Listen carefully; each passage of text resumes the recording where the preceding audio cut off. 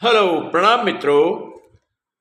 मुझे आज फिर ओशो के ऊपर वीडियो बनाने का मन कर रहा है। मैंने पहले भी बोला कि ओशो के ऊपर कम से कम 1000 वीडियो बने, तब भी जाके पूरे ओशो को, उनके विचार को, उनकी देशना को कवर नहीं किया जा सकता, उसकी व्याख्या नहीं की जा सकती। गागर में सागर भरने जैसा काम है, वो संभव नहीं है, मेरे लिए तो बिल्कुल नहीं है। लेकिन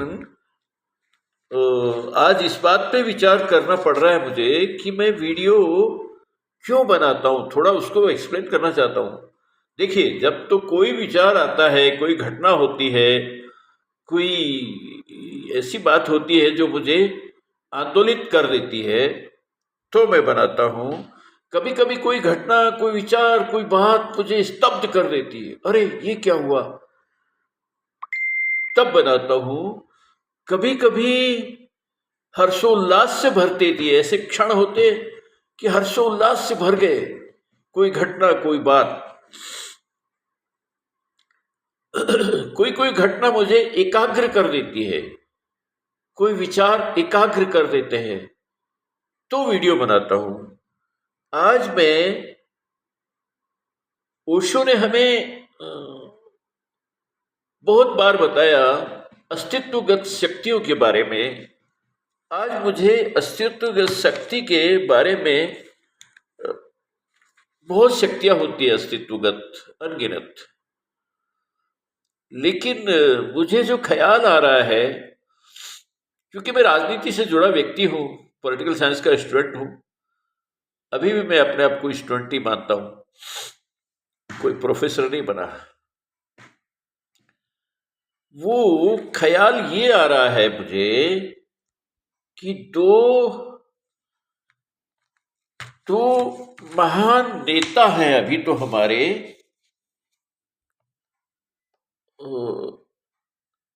नरेंद्र मोदी और योगी जी। उत्तर प्रदेश में, उत्तर प्रदेश का दूसरा नाम ही योगी जी के नाम से, योगी के जी के नाम से उत्तर प्रदेश, उत्तर प्रदेश के नाम से योगी आदित्यनाथ योगी। ये पर्याय बन गए, नरेंद्र मोदी भारत के पर्याय और योगी जी उत्तर प्रदेश के पर्याय। में इसलिए कह रहा हूं कि रच बस गए बिल्कुल जन जन में। और उलट पुलट इतना किया, तभी तो उनके नाम से जाना जाएगा, क्या से क्या कर दिया। तो ये दो, इनके बचपन से शुरू करता हूं मैं। और इत्तेफाक से कल योगी जी के बचपन का एक फोटो आया था, जब वो योगी जी मुश्किल से 10 साल के होंगे। और मोदी जी का भी एक पुराना वीडियो आया, देखा मैंने, वो प्लेटफॉर्म के ऊपर चाय का गिलास का जो लोहे का छीका होता है, 4-6 गिलास रखे होते हैं, वो लेके भाग रहे ट्रेन की तरफ। वो वीडियो देखा तो वो बचपन का वीडियो था योगी जी का भी। योगी जी बैठे हुए एक जगह पे, एक भोले भाले सीधे साधे, कोई सोच नहीं सकता, कोई ज्योतिष भविष्यवाणी भी करता उस वक्त कि देखो ये बच्चा एक दिन यूपी का भाग्य विधाता, यूपी को बदलने वाला, यूपी को आमूल चूल परिवर्तन करने वाला ये बच्चा। तो लोग सुनते, वो ज्योतिष को भगाते हैं, काम कर अपना, चल यहाँ से धंधेबाजी और कहीं करना। ये सीधा साधा बच्चा बेचारा क्या आमूल चूल परिवर्तन करेगा। लेकिन अस्तित्वगत शक्तियां क्या होती है, वो मैं उसके ऊपर आपको कुछ मेरे जो विचार, मेरी तो क्या है, जो मैंने पढ़े हैं, सुने हैं ओशो से, वो मैं आपको बताना चाहता हूं कि मुझे जो बात दिखाई दी इन दोनों के बचपन से लेके और बाद तक सफलता होने से पहले तक, बचपन से लेके इनके सफल होने के पहले तक का मैं अस्तित्वगत शक्तियों का क्या शक्तियां होती है उनको मैं थोड़ा समझाने की कोशिश बताने की कोशिश करूंगा, ताकि जो माँ बाप अपने बच्चों को बचपन से उनमें सपने तो देख लेते हैं कि हाय मेरा बेटा ये बनेगा वो बनेगा, नहीं नहीं, वो एक आधी प्रक्रिया है। अगर सपने देखो तो पूरी प्रक्रिया अपना के देखिए, तभी वो सपना पूरा होगा। हमारा समाज क्या करता है कि सपना देख के और सोता है, बस ठीक है मैंने सपना देख लिया, दैट्स ऑल, मेरा काम पूरा हो गया, इतना ही नहीं नहीं, आपका काम पूरा नहीं हुआ है भाई मेरे, आपका काम यहां से शुरुआत हो रही है, ये बिगनिंग है, इसको दी एंड मत बनाइए। लेकिन आपको बिगनिंग करना नहीं आता, उसकी शुरुआत ऐसे करें कि कहते हैं ना पूत के पैर पालने में दिखाई देते हैं, ये बात बिल्कुल सच है। मैंने अपने बच्चों में बचपन से वो गुण देखे। आप सपना मत देखिए, देखो ये जो जमाना है ये मॉडर्न टेक्निक का है, इसलिए आप मेरा निवेदन आपसे ये है कि आप सपने मत देखिए, पहले उस बच्चे की पालने में उसके क्या क्वालिटी है, क्या उसमें गुण है, क्या उसमें संभावना छिपी हुई है। आपकी आंखें इतनी सूक्ष्म दृष्टि से देखेंगी तो आपको पता लगेगा कि आपको उस बच्चे में छिपी हुई संभावनाएं आपको साफ साफ दिखाई देगी। ये मैंने मेरे बच्चों के ऊपर प्रयोग करके देख के तब मैंने ये महसूस किया कि ये दिखाई तो देता है, पालने में नहीं तो 5 साल में, 7 साल में, 10 साल में। पालने का मतलब नहीं है कि वो पैदल चलने से पहले ही वो पालने में हाथ पैर मार रहा है और आपको पता लग गया, नहीं नहीं नहीं, ये जरूरी नहीं है। 5 7 10 साल में पता लग जाता है, वो उसका बिगनिंग है। तो उस वक्त देखिए और फिर प्रयास कीजिए और फिर उसको संलग्न करके उस दिशा में फिर आप सपने देखना चालू कीजिए। उन सपनों का भी आपके मन को परिवर्तित करने का एक कीमिया उनमें छिपा हुआ होता है। उसको देख के जब आप कुछ करेंगे तो ही सपना सच होगा। नहीं सपने सपने थे, रात गई और भूल गए, सुबह होते ही भूल गए, तो ऐसा सपना मत देखिए। सपना ऐसा वैसा आपके हाथ में नहीं है। जो भी सपने आप देखते हैं उसमें आप अपने आप को ऐसे जोड़िए कि उस बच्चे को बनाने में आप सहयोगी हो। मेरी एक छोटी छोटी बेटी, वो इतना ऊर्जा से भरी हुई थी 5 साल की उम्र में, बड़ी बहनों को धक्का मुक्की परेशान करना, उनको हरा देती थी।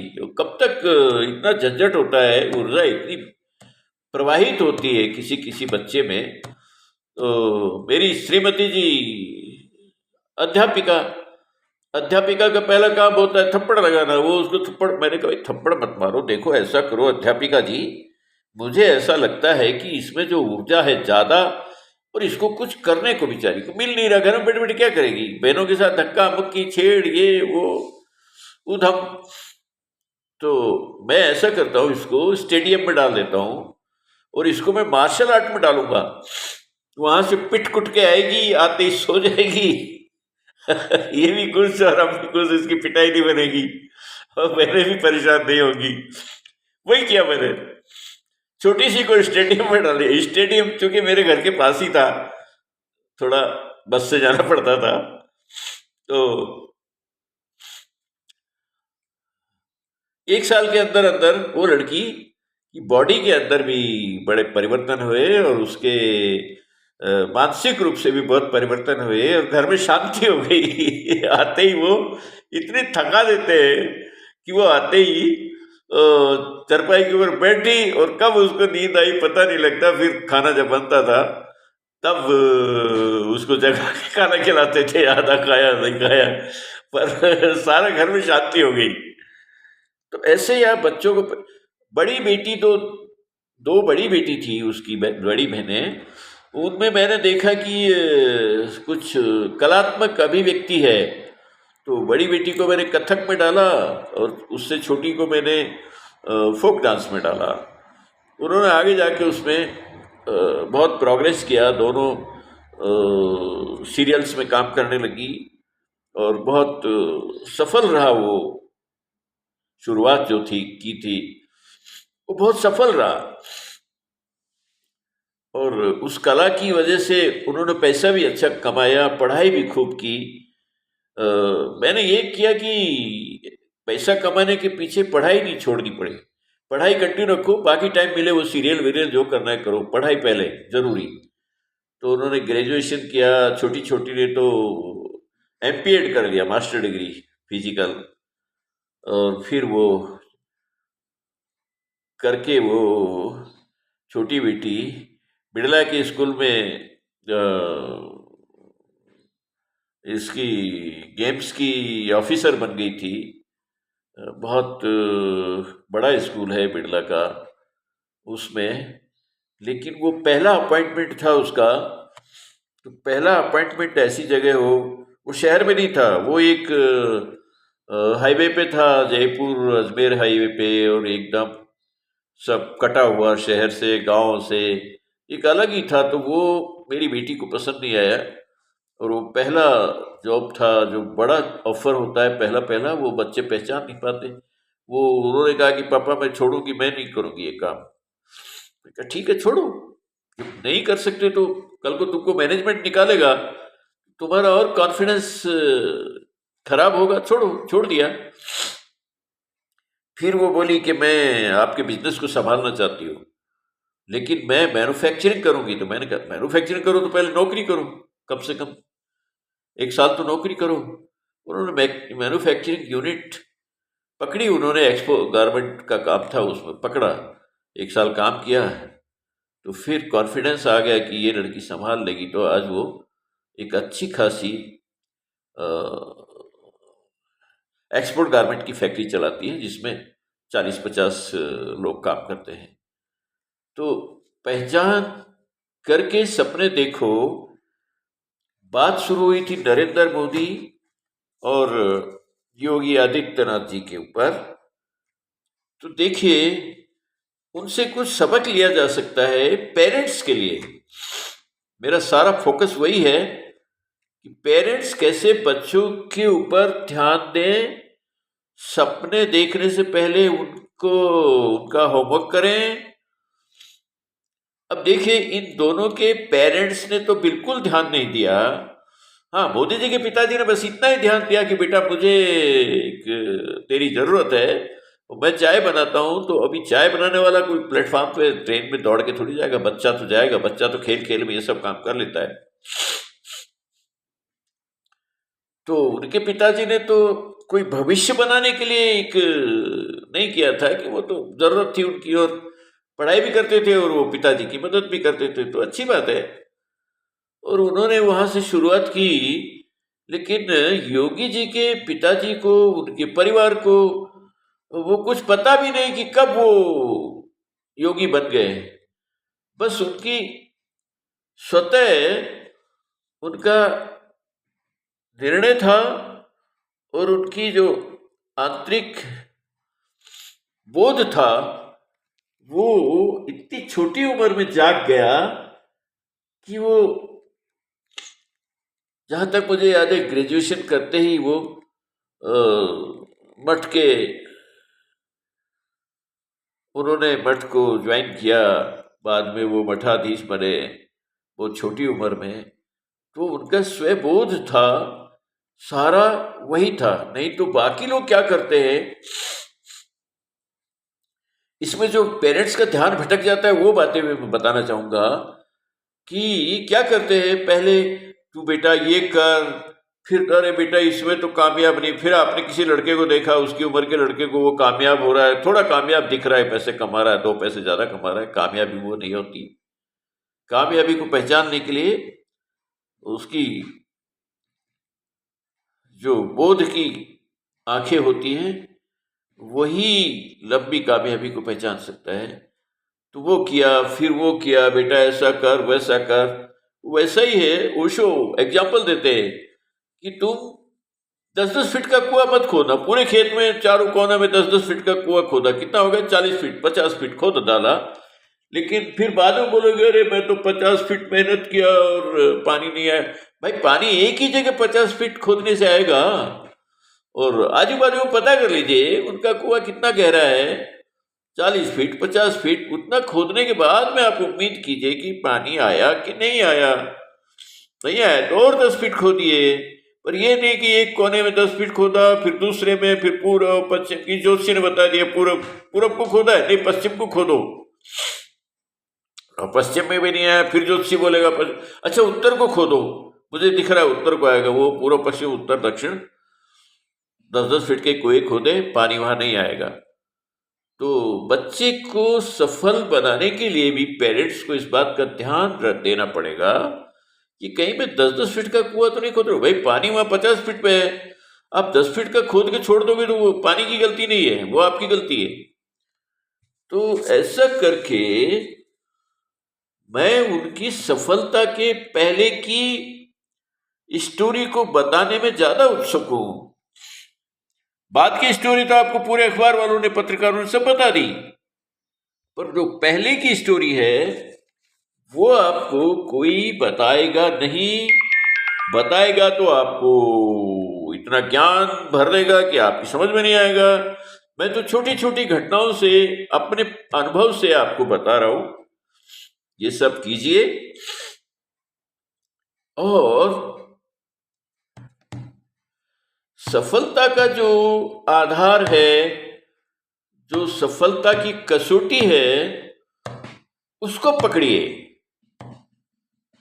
और देखते रहिए कि मैं बच्चे को जो प्रोग्राम दे रहा हूं, मैंने गेम्स का दिया उनको, तो मुझे देखना पड़ेगा कि वो गेम्स के लायक है भी कि नहीं है, मार्शल आर्ट के लायक है भी कि नहीं है।